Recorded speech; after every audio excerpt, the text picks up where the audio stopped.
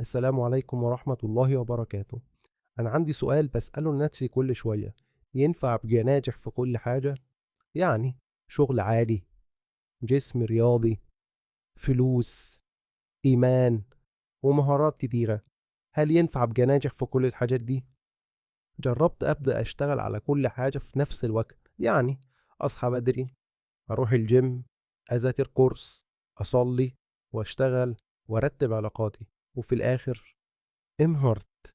الطاقة خلصت وتركيزي قل وحسيت إني ما عملتش أي حاجة. سألت نفسي هو أنا غلطان؟ لقيت الرد كان بسيط بس تقيل عليا.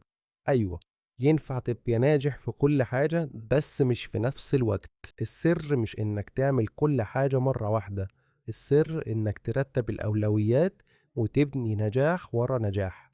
يعني مثلا ابدأ بتأسيس علاقتك مع ربنا، بعدها اشتغل على صحتك، لما تنتظم طور نفسك في مهارة، ومنها للشغل، ومنها للفلوس، وهكذا. كل حاجة في وقتها تمشي أسرع من إنك تعمل كل حاجة مع بعض. كل نجاح بتعمله بيفتح لك باب لنجاح أكبر. الناجح مش اللي بيجري في كل اتجاه، الناجح هو اللي فاهم هو رايح فين وإمتى. انت مشروع طويل المدى، مش ترند بيخلص في اسبوع. الناس فاكرة ان النجاح مجهود كبير، لكن في الحقيقة النجاح مجهود صغير في وقت، بتركيز، في نية صح.